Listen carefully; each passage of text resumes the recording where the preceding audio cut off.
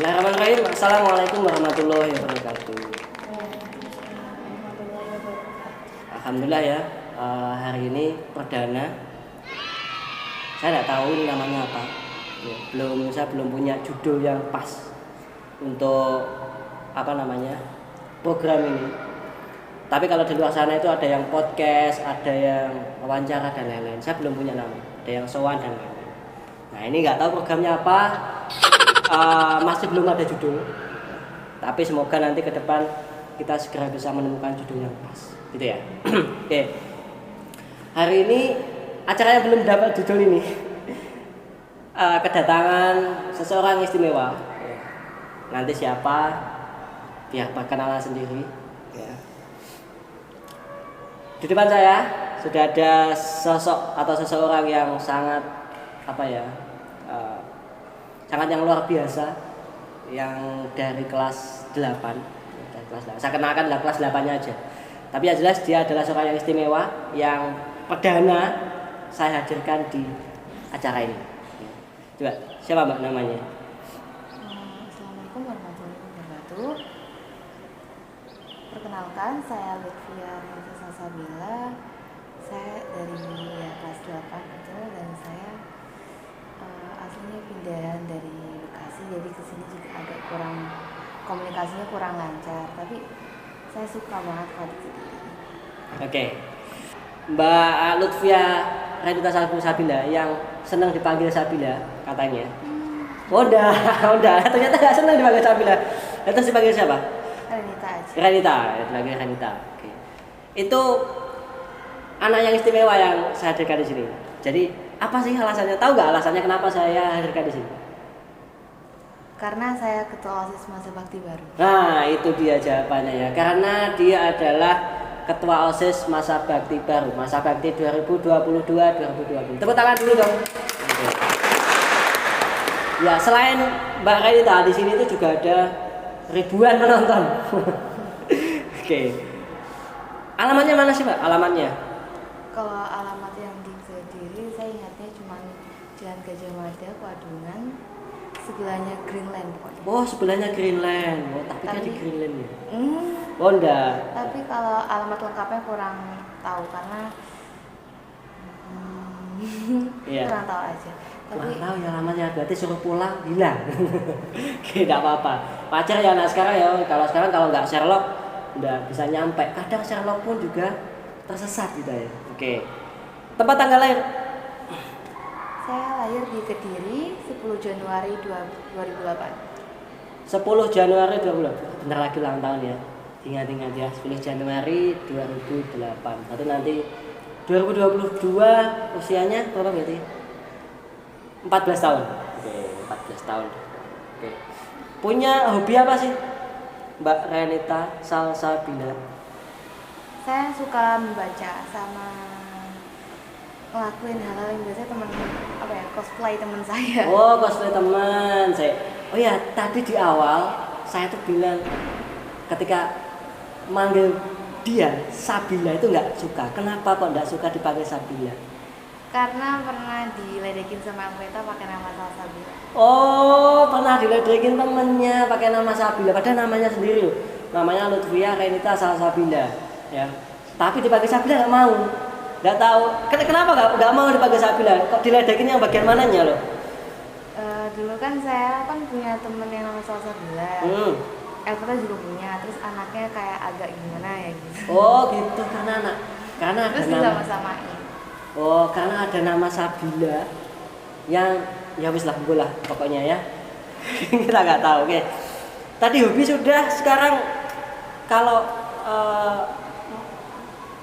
ke depan, jauh ke depan, Mbak Lutfia Renita Salsabila atau yang mau dipanggil Renita, punya cita-cita apa sih?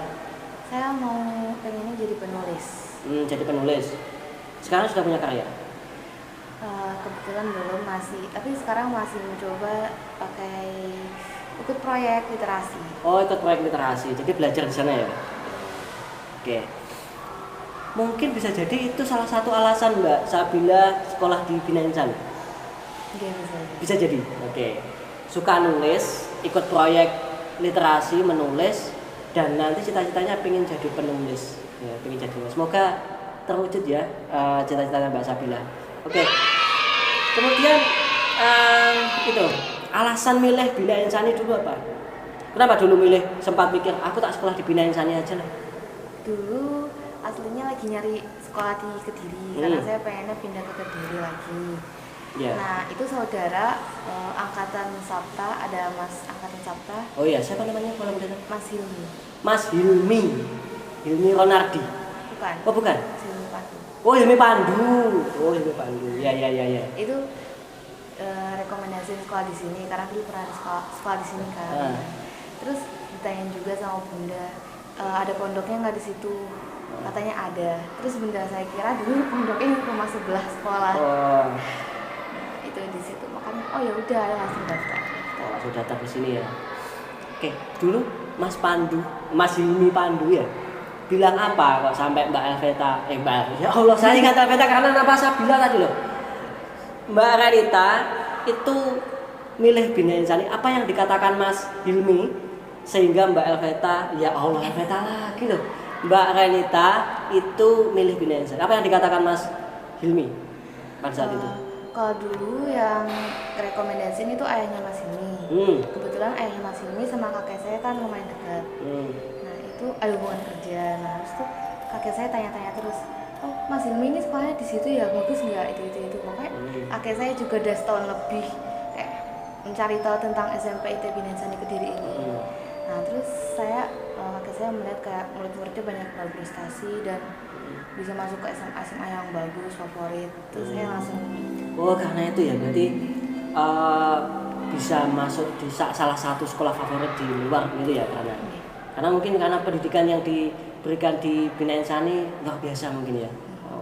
Terutama siapa nih gurunya ini berarti apresiasi buat guru-guru kita ya, berarti luar biasa guru-guru kita bisa mengantar anak-anaknya bisa di sekolah di favorit ya. Pada nanti 25 November nanti kita akan ada hari guru. Walau kita akan rilis kapan ini nggak tahu saya. Oke. Yang disuka di Bina Insani itu apa? Yang paling Mbak Renita suka dengan Bina Insani apanya sih? Proyek-proyeknya yang unik karena sekolah lain mungkin ekskulnya ya yang kayak ekskul olahraga aja, panah-panah, pokoknya gitu. olahraga gitu. Terus habis itu cara guru ngajarnya beda-beda gitu. Biasanya kalau di sekolah lain ada yang gurunya ngajar itu sama semua caranya ngejelasin, habis itu cuma nulis-nulis. Tapi kalau di SMP IT Bina Insani Kediri ini guru-gurunya ngejelasinnya dengan caranya sendiri, itu sering ngajak bercanda anak-anak muridnya. Gitu ya. Ini jawaban yang luar biasa loh. Saya nggak nyangka loh Mbak Renita punya jawaban sehebat itu ya. Jadi yang paling disuka di sini ternyata ada hal yang berbeda dengan sekolah lain. Iya begitu ya. Beda banget, semuanya hampir-hampir beda ya. Pendampingan gurunya beda, proyeknya beda, ekskulnya beda dan lain-lain. Mungkin bisa jadi di masa pandemi ini kita jauh lebih beda ya dengan sekolah lain ya. Mungkin bisa jadi ya. Bisa jadi begitu. Oke. Kemudian ini di Bina Insani kan teman-temannya itu kompleks tuh. Ada yang dari sekolah Islam, ada yang dari sekolah yang negeri dan lain-lain. Itu bagaimana Mbak Renita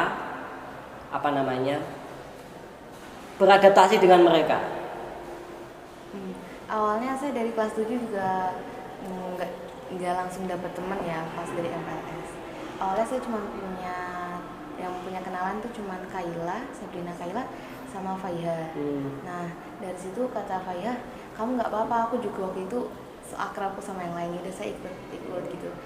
Akrab, habis itu ngechat-ngechatin, habis itu ya udah akhirnya saya berteman sama banyak banget.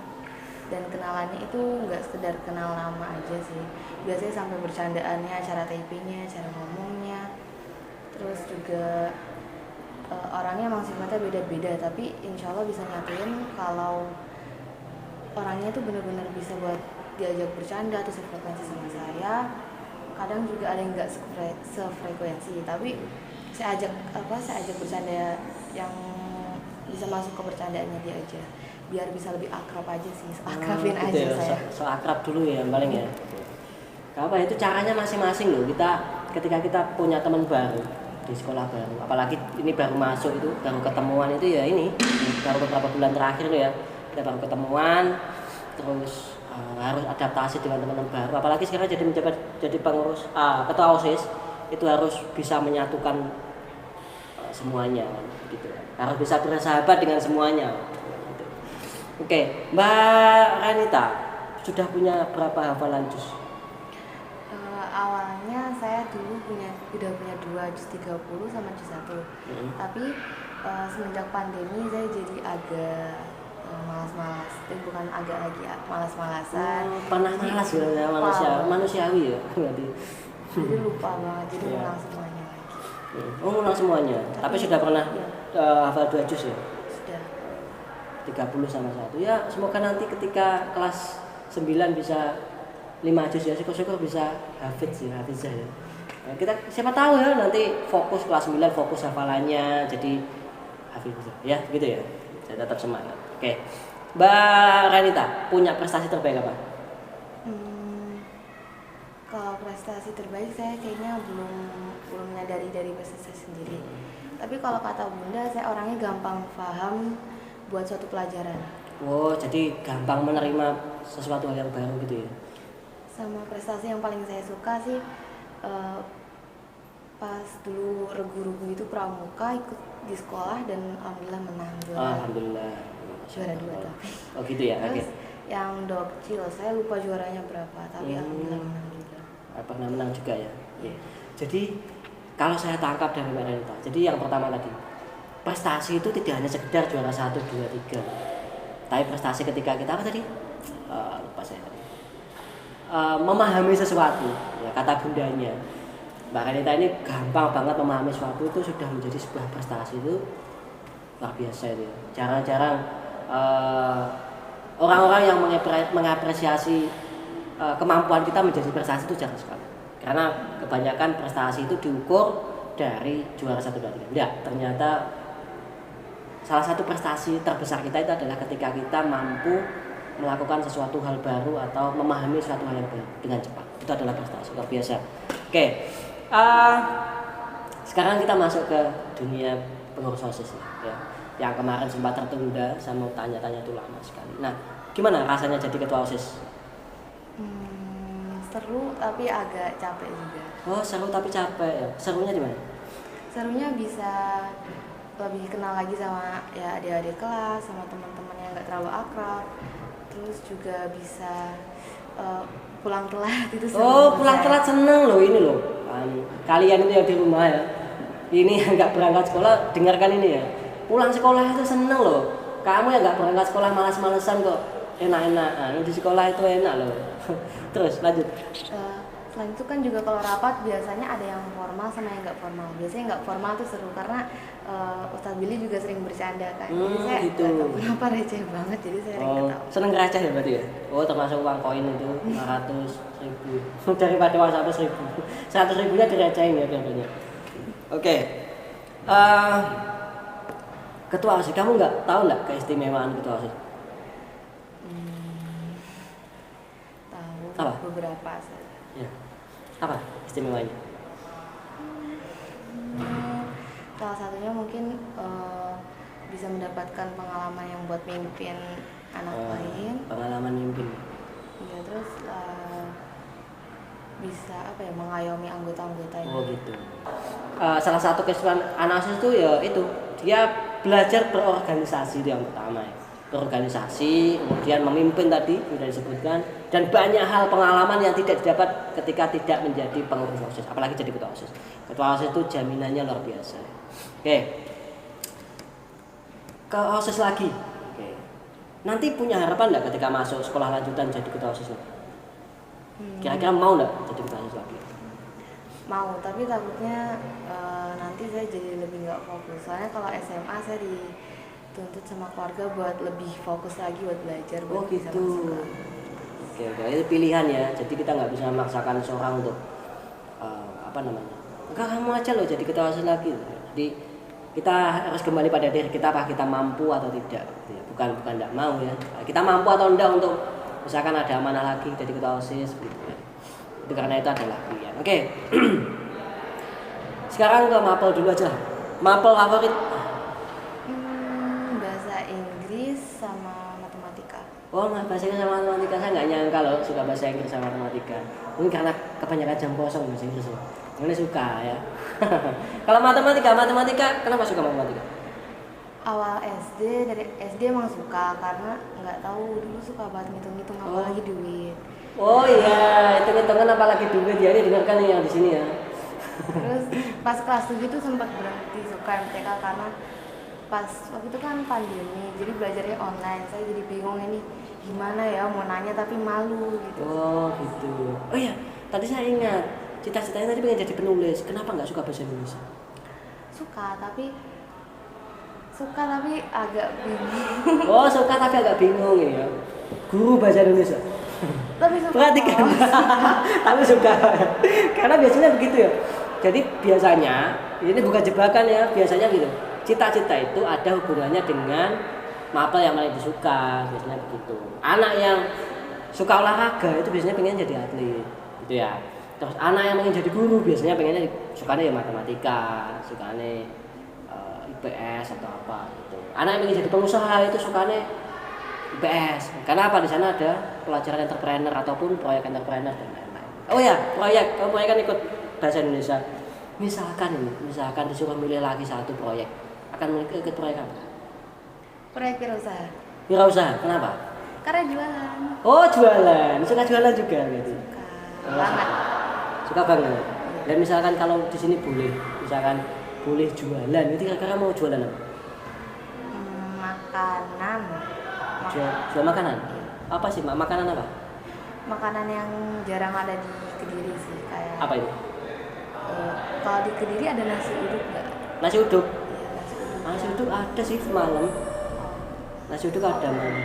Pokoknya kayaknya saya pernah nyadar ada banyak banget makanan yang di Bekasi tuh nggak ada di Kediri, jadi saya mau jual. Oh, Kayak teman-teman gitu. juga tahu makanan. Ini ya, yang ikut proyek entrepreneur.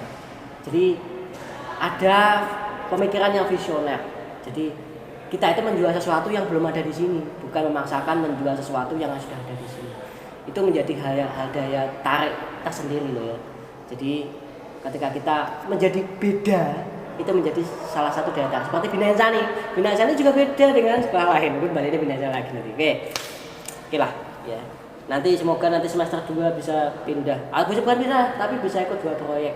Karena ketua OSIS istimewa. Misalkan di literasi sudah selesai, coba ke wirausaha. Oke. Kemudian kalau boleh tahu loh ya, bukan berarti tidak boleh dijawab, tapi kalau boleh tahu punya nggak di sini itu guru favorit? Kayaknya banyak kalau disebutin. Oh banyak kalau disebutin, berarti nggak bisa satu itu nggak bisa ya? Nggak bisa. Oh nggak bisa ya, berarti semuanya di favorit ya. Ustadz-ustazah, guru-guru SMPT Bina Insani, panjenengan semuanya favorit menurut Mbak Kanita salah satu ya. Jadi kasih nilai yang bagus. Kita ulang. Ya, oke.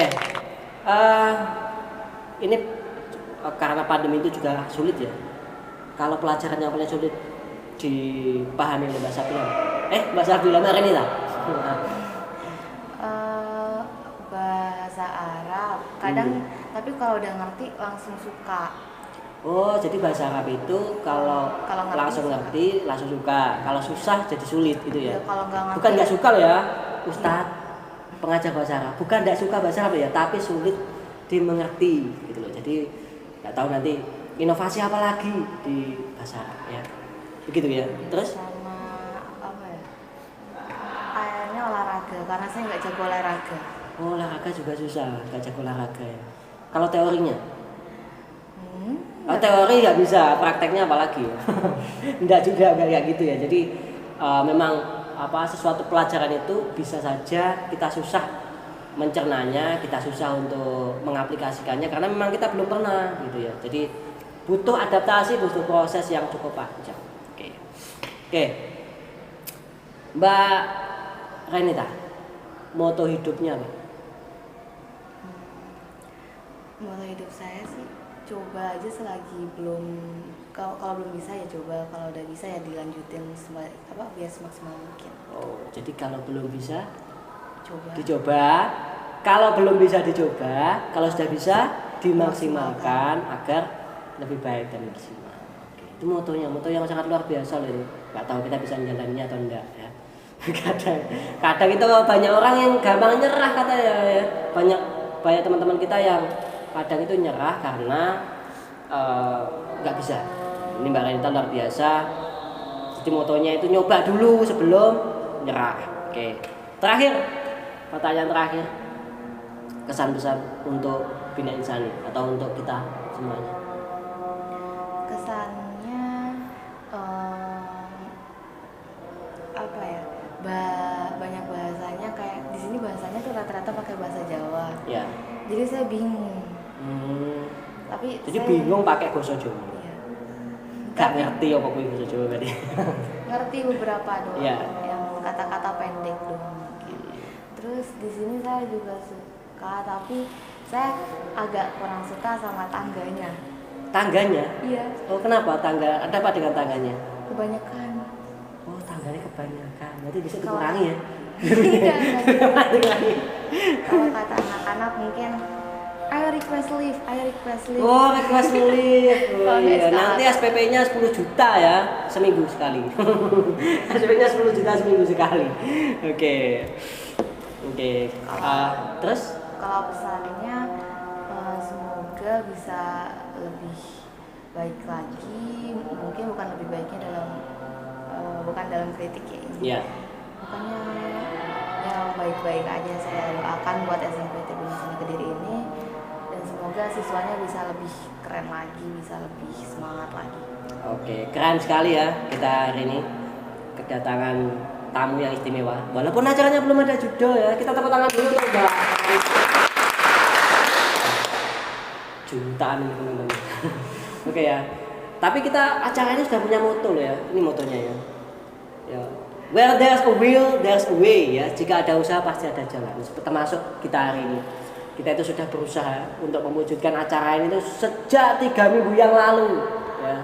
Sejak 3 minggu yang lalu ini Mbak Renita itu posing, Pak kapan ini syutingnya, saya sendiri juga nggak tahu kapan kita mulainya ya, dalam kesibukan yang sangat luar biasa. Dan alhamdulillah hari ini kita bisa memulai acara ini. Belum ada judulnya, tapi kita sudah punya moto ya.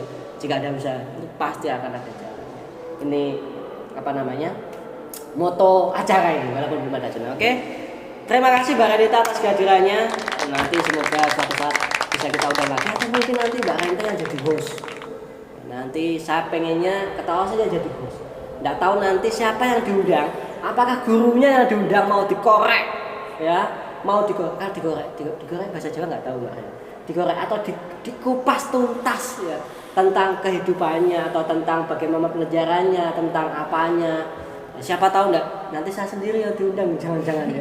Pokoknya nanti ya acara ini itu saya akan kolaborasi dengan ketua OSIS kita untuk undang nanti siapa dan harinya apa, juga harus siap saja semuanya yang menjadi bagian dari Bina Insani ya. Siap untuk diundang ke sini walaupun belum ada judulnya ya. Harapan saya acara ini akan semakin berkembang dan tetap lanjut. Oke, terima kasih. Sampai jumpa pada kesempatan berikutnya. Terima kasih Mbak Rita. Assalamualaikum warahmatullahi wabarakatuh.